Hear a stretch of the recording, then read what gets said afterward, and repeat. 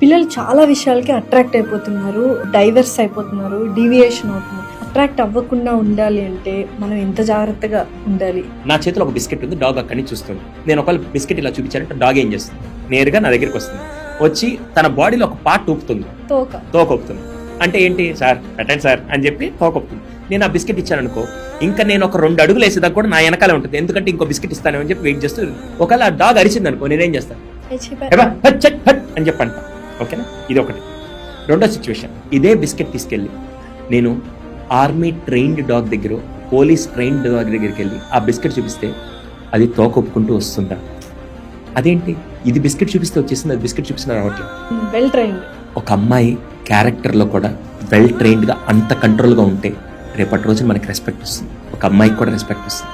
ఒక 120 రూపాయలు silk chocolate, 10 రూపాయలు ఫ్లవర్ పట్టుకొని ఎవడో రోడ్డుకి బేవర్స్గా ఒంటి మీద వాడేసుకునే డ్రెస్సు వాడిది కాదు, అమ్మా నాన్న కొనిచ్చిన బండ్లో దాంట్లో వాళ్ళ రక్తం చించిన పెట్రోల్ కొట్టించుకొని వచ్చి స్టంట్లు వేస్తుంటే వాడికి మనం పడిపోతున్నాం అంటే నాకు తెలిసి రేపటి రోజున కొద్దిగా మనం ఏదైనా రియాక్ట్ అయినా కూడా వాడు ఆ డాగ్ని మనం విసిరేసినట్టే ఇక్కడ మనల్ని కూడా మన జీవితాలు రోడ్డు మీద విసిరేస్తారు.